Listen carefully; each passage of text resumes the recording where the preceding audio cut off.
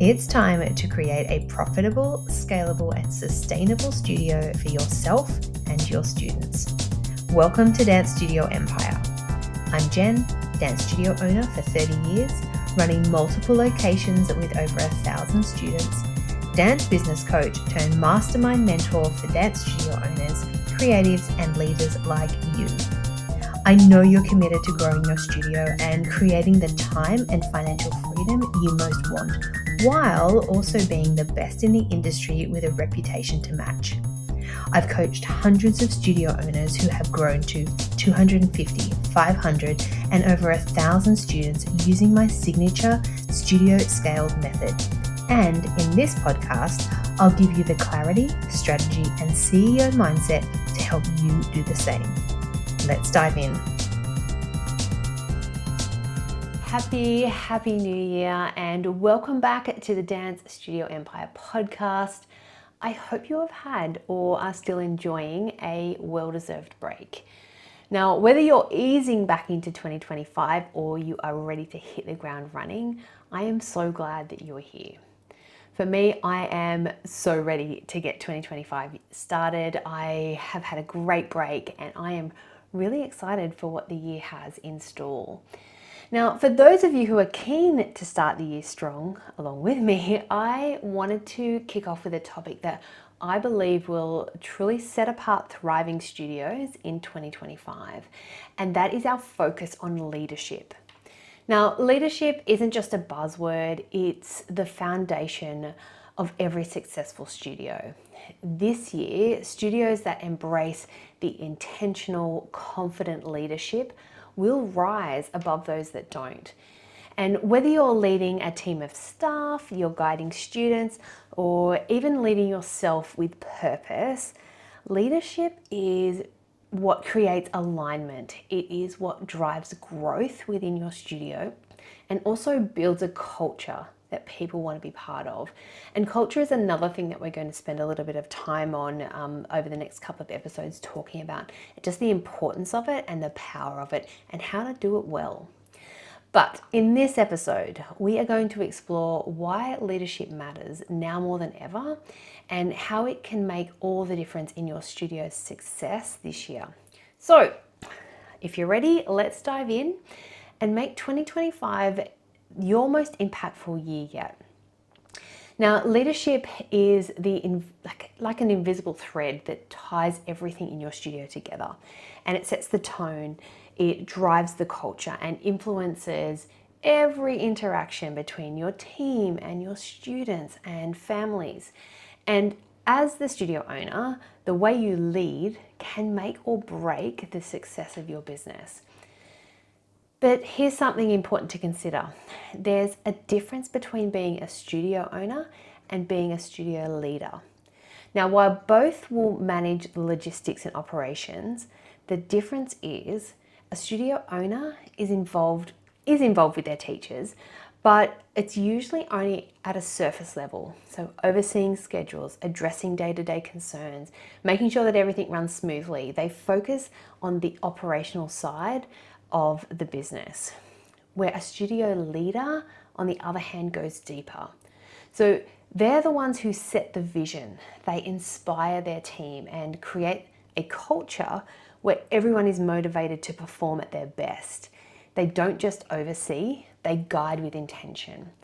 And the more that I'm working with more studio owners across the country and even across the world, this is becoming very apparent when people are joining me, whether they are as a studio leader or just a studio owner.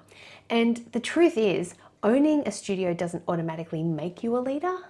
Leadership requires more, and it demands responsibility and influence and the ability to lift others up while staying true to your values. And not everyone is cut out for it, and that is totally okay.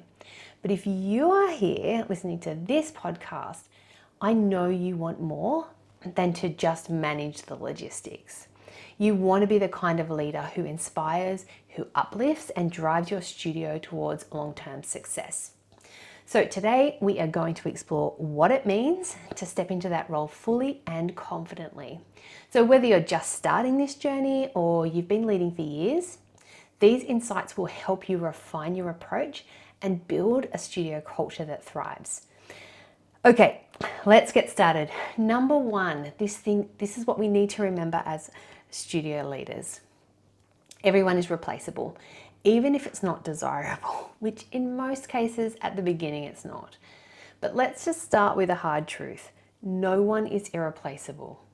Not your best teachers, not your admin, not even you or me when I was there. While losing a valuable team member might not be ideal, obviously, it is often the opportunity that you weren't looking for, just rearing its head. So when someone leaves, it actually forces you to reassess your needs, evaluate processes, and often find someone who might bring fresh energy or skills to the table.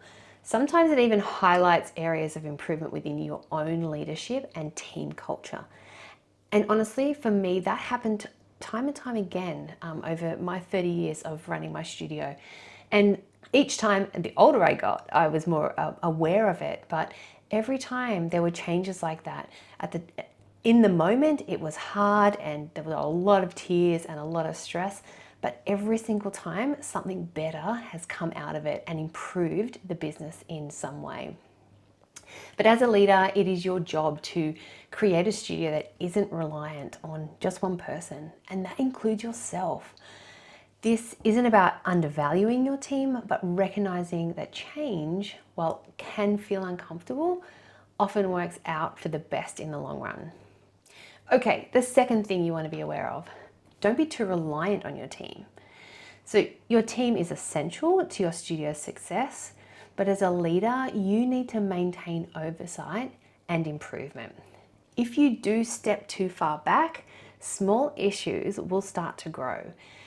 They're often unnoticed until they become bigger problems. Now, again, I have been in this position, that's why I can speak so confidently on it. And I know very good friends who are studio owners who have been through the same thing. And thankfully, everyone's coming out the other side, but it is a big thing. You know, if you do step too far out of it, if you put too much reliance on the team, things start to go, can start to implode, and you don't even realize it's happening until it's too late. So as an example, I don't know if you've ever stepped into the classroom where you've got one of your teachers teaching a class and you almost see them panic because what are you doing here? Why is the teacher why is the studio owner come in? What does the boss want? But it's natural that it creates a little bit of fear when the boss is around, and people naturally just step up their game, and it's human nature. This was even the same when I was in the police. When the boss wasn't in the office, it was a whole lot more lax in the office for everyone. But when he was sitting in his desk, it was heads down and work was getting done and a lot less conversation. So if you're too hands off, complacency can creep in, and small toxic behaviors like gossip or cutting corners can take root and grow. And leadership really isn't about micromanaging. In fact, it's the opposite. But it's also not about disappearing. So it's about being present enough to show your team that their work matters and that you're invested in their success. Okay, moving on to the third point. Mindset is everything. Now, a couple of episodes ago, I did a whole episode on mindset. So if you haven't listened to it, I do encourage you to do this. But as a leader, your mindset will set the tone for your entire studio. If you're stressed, if you're negative, or you're inconsistent, that energy will trickle down to your team and to your students. But if you are focused and positive and solution orientated, then your team will mirror that. Practicing what you preach is really crucial, and if you ask your team to bring their best energy to class, you need to model that same energy in your leadership. So prioritize your mindset with regular self-reflection, professional development, and intentional focus on what you can control rather than what you can't. Okay, number 4 is to have regular and reinforcing conversations with your team. Now, one of the most impactful things that you can do as a leader is to communicate your mission, your vision, expectations and boundaries consistently. This isn't just a one-time conversation. Every January, we would have our first team training for the year, and I would deliver the same training every January, year after year. And some of my teachers were with me for over a decade, but I still went over the same procedures, the same safety protocols and expectations of my team. Now, why? Because consistency is key. By repeating these conversations, you reinforce their importance. And I don't know about you, but towards the end of the year, you start to see a little bit of complacency setting in. You start to see things not done exactly how you like. And that's why it's really good just to reinforce that every year. Now, I would update our teacher and staff handbook, but not much of the information changed year to year. I just wanted to re-emphasize its value. And when I would speak to the teachers about that, they appreciated that. So it wasn't like they were getting annoyed with it. Really important, especially when it comes to child safety, especially with things like, taking kids to the toilet or where kids are getting changed. It is so important to make sure that everyone of your team are on board with that and everyone's following your rules. It's just really important to be crystal clear in your communication and don't leave room for misinterpretation. Because when you outline your expectations, you make sure your team fully understands what it is that you mean. Because if they don't, they can come back and say, "Oh, I didn't know that's what you meant by that." And it could be in a conversation in a defensive way if they've done something wrong, if they've put a child in danger, or something bad could have happened. You need to make sure that everything that you are outlining to your teachers, they understand. And so I would do this in the form of role playing or asking clarifying questions when we would talk about things, or what would you do in this situation? That's how I would get my team to prove to me that they actually understood what I meant. All right, and finally, accountability. Accountability is non-negotiable. So accountability isn't about micromanaging, it's just about creating a system that ensures your team is meeting the standards that you've set. So as a leader, you need to have a way to track progress. Now, whether that's through KPIs, whether it's through regular check-ins or performance reviews, whatever's going to work for you. Like, for example, if your goal is to have teachers focus on student retention, then it's really important to set measurable objectives for them. So you need to provide clear, actionable steps that they can take. And other things like improving the quality of their feedback to parents or increasing their classroom engagement with students. You can set the goals and the objectives, but you have to regularly check in to evaluate their progress. Offer guidance. So if they're not quite making the mark, help them, give them an idea of how to move forward, how to improve, and just ensure that they have the support that they need to succeed. And again, so you can't, if they, for whatever reason, are not achieving these objectives, you can assess why. And whether that's a lack of resources, whether it's unclear expectations or an area that needs improving, tweaking or adjusting, you need to, as the leader, step in, take responsibility for that, and then help them to succeed. And when your team knows that they're accountable, I don't know, this is even for me personally, like deadlines are a thing. I love deadlines, but accountability is also a big thing that I still to this day need and use with my own business coach in my own mastermind. It is something that I need because I'm more likely to stay motivated, as are your team are more likely to stay motivated and aligned with your studio goals. So accountability also fosters that trust because it shows that you're invested in their growth and not just the studio's success, which is like a big thing. So a lot of studio owners need to really take control of their ego a little bit with that and make it more about the success of everyone involved, not just about the studio. Okay, wrapping up, leadership isn't easy. And if it were, everyone would do it. And honestly, leadership quality is what separates the cream from the coffee. When It's what distinguishes those who are willing to step into the responsibility of guiding others from those who prefer to take a back seat. And I also want to be clear that that is totally okay. Not everyone is called or wants to be a leader, and there's no shame in that or recognizing that. Even like I have a family member who had a business and she just didn't want to do it. She said, I just would rather turn up and work for someone. And it's not wrong, it just is who she is. True leadership really requires courage, intention, and the willingness to take on the weight of decisions that don't always have easy answers. It's about inspiring others, navigating challenges with grace, and holding both yourself and your team at a higher standard. It also means having some really hard conversations sometimes that aren't pleasant, but we have to do it. But for those who do choose to embrace it, those who do step into the role of leadership fully and intentionally, the rewards are profound.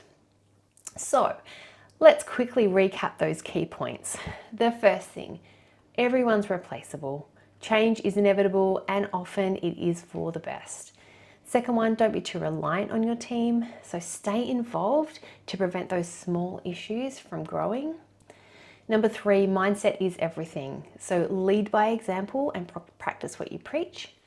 Number 4 is have regular and reinforcing conversations. So consistency in communication will build trust and clarity. And finally, number 5, accountability, and it is non-negotiable. So set those measurable goals and follow up to ensure progress. It's the follow-up part which I know a lot of people struggle with, and I appreciate you are busy and you've got a lot on, but it is really important to prioritize. All right, so right now, how is it that you're feeling? How are you feeling going into this new year? Are you motivated? Are you feeling a little bit anxious about what 2025 is going to bring? Are you ready to make this year like the year where you actually make changes so you're not just on autopilot? Well, if you are and you are ready to kick off 2025 with clarity and focus, I would love to invite you to my Simplify and Streamline Q1 Business Planning Workshop. Now, this online workshop is happening Monday, January 20th, and for just $97, you'll gain everything you need to confidently step into the new year. And this includes 2 hours of focused time to work through your Q1 business planning workbook, a tool that you'll use throughout the quarter and to stay on track with your goals. You'll also have the chance to ask specific questions about your studio during this workshop and get tailored advice to suit your unique needs. And finally, you also will have the opportunity for a 30-minute follow-up call with me to refine and solidify your plan. So making sure you're on track for success.